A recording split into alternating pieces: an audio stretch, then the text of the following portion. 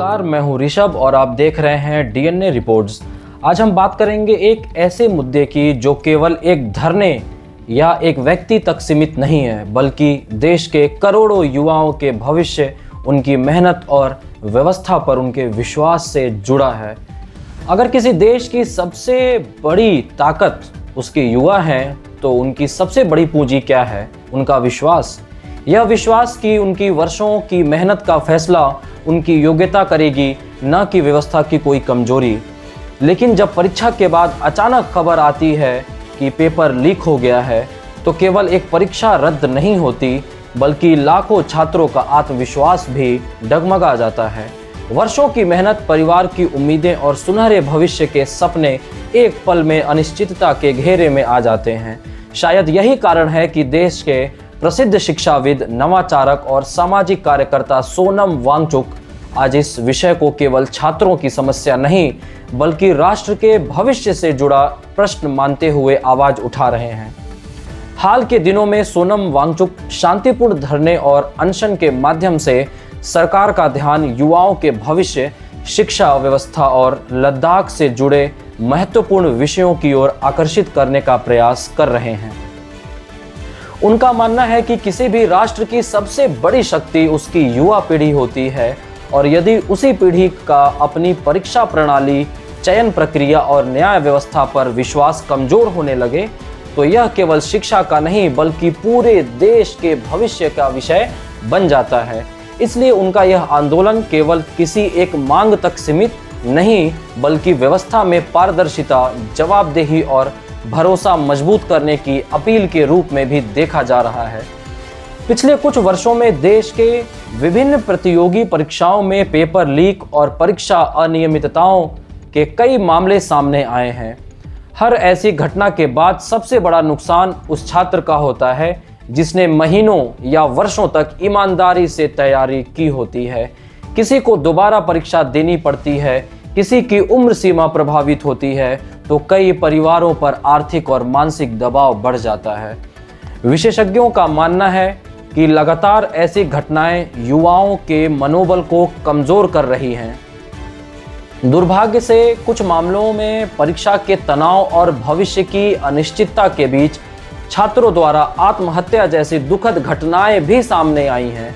हर ऐसी घटना पूरे समाज के लिए गंभीर चिंता का विषय है, और यह संकेत देती है कि परीक्षा व्यवस्था की विश्वसनीयता केवल प्रशासनिक नहीं, बल्कि मानवीय जिम्मेदारी भी है। यहीं से सबसे बड़ा सवाल शुरू होता है। जब किसी परीक्षा का पेपर लीक होता है, तो सबसे बड़ी कीमत आखिर कौन चुकाता है?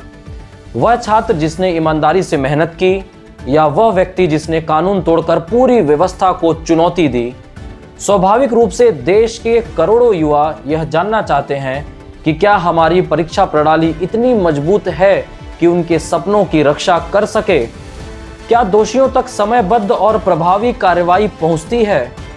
और क्या अब समय नहीं आ गया है कि ऐसी व्यवस्था बनाई जाए जहां किसी छात्र को यह डर न रहे कि उसकी वर्षों की मेहनत किसी लापरवाही या आपराधिक साजिश की भेंट चढ़ सकती है? क्योंकि किसी भी राष्ट्र की सबसे बड़ी उपलब्धि केवल परीक्षाएं आयोजित करना नहीं, बल्कि हर ईमानदार छात्र को यह विश्वास दिलाना है कि उसकी मेहनत सुरक्षित है, उसका भविष्य सुरक्षित है और न्याय व्यवस्था उसके साथ खड़ी है। यहीं से चर्चा का दूसरा और सबसे महत्वपूर्ण पक्ष सामने आता है, जवाबदेही। यह लाखों युवाओं का भविष्य किसी परीक्षा से जुड़ा होता है, तब केवल परीक्षा आयोजित कर देना ही पर्याप्त नहीं होता, बल्कि उस पूरी प्रक्रिया की निष्पक्षता, गोपनीयता और विश्वसनीयता सुनिश्चित करना भी उतना ही आवश्यक होता है।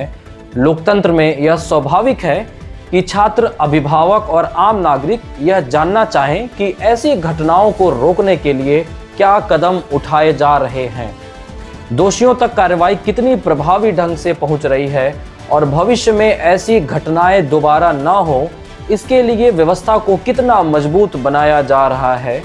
क्योंकि युवाओं का भविष्य केवल शब्दों से नहीं, बल्कि मजबूत व्यवस्था और समयबद्ध कार्रवाई से बनता है।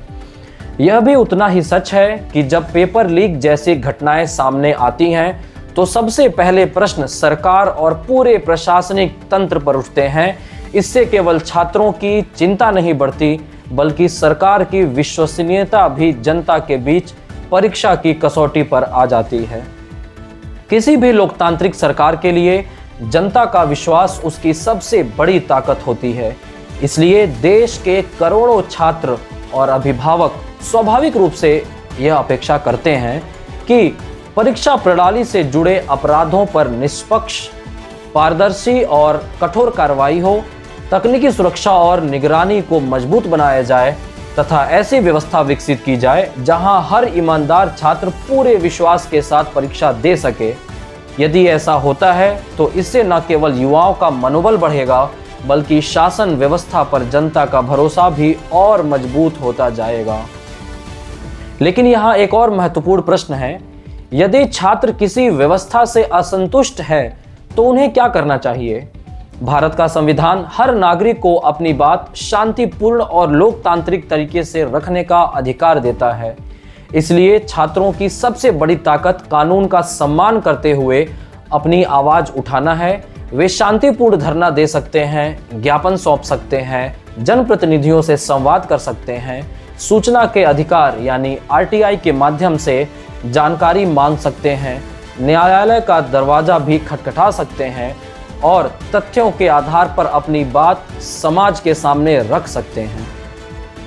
लोकतंत्र में परिवर्तन का सबसे प्रभावी रास्ता हमेशा संवैधानिक और शांतिपूर्ण प्रक्रिया ही माना जाता है। इसी संदर्भ में सोनम वांगचुक का आंदोलन भी चर्चा में है। उन्होंने अपने विरोध का माध्यम हिंसा नहीं बल्कि शांतिपूर्ण धरना और अनशन चुना। उनके समर्थकों का कहना है कि लोकतंत्र में संवाद और अहिंसक विरोध व्यवस्था को आईना दिखाने का एक संवैधानिक माध्यम है। दूसरी ओर सरकार की भी जिम्मेदारी होती है कि वह नागरिकों की बात सुने, तथ्यों के आधार पर निर्णय ले और जहां सुधार की आवश्यकता हो वहां समयबद्ध कदम उठाए। अंततः लोकतंत्र की सबसे बड़ी शक्ति टकराव नहीं बल्कि संवाद, विश्वास और समाधान की दिशा में बढ़ते कदम होते हैं। अब बात उस मुद्दे की जिसके साथ सोनम वांगचुक का नाम वर्षों से जुड़ा रहा है, वो है लद्दाख। वर्ष 2019 में केंद्र शासित प्रदेश बनने के बाद लद्दाख के कई सामाजिक संगठनों ने स्थानीय अधिकारों, पर्यावरण संरक्षण, रोजगार, लोकतांत्रिक प्रतिनिधित्व और संविधान की 6ठी अनुसूची के तहत संरक्षण जैसी मांगें उठाई हैं। सोनम वांगचुक का कहना है कि हिमालयी क्षेत्र केवल लद्दाख की नहीं बल्कि पूरे भारत की प्राकृतिक धरोहर है। उनका तर्क है कि विकास अवश्य होना चाहिए, लेकिन ऐसा विकास जो स्थानीय लोगों की भागीदारी, संस्कृति और पर्यावरण के साथ संतुलन बनाकर आगे बढ़े। इन विषयों पर समय समय पर सरकार और स्थानीय प्रतिनिधियों के भी बीच में बातचीत भी हुई और आगे भी संवाद की प्रक्रिया लोकतांत्रिक समाधान का सबसे महत्वपूर्ण माध्यम माना जाता है। लेकिन यह विषय केवल लद्दाख या किसी एक आंदोलन तक सीमित नहीं है। यह हर उस नागरिक का भी विषय है जो एक मजबूत, पारदर्शी और जवाबदेह व्यवस्था चाहता है। यदि किसी सरकारी निर्णय या व्यवस्था से असहमति हो तो लोकतंत्र हमें अनेक संवैधानिक रास्ते देता है।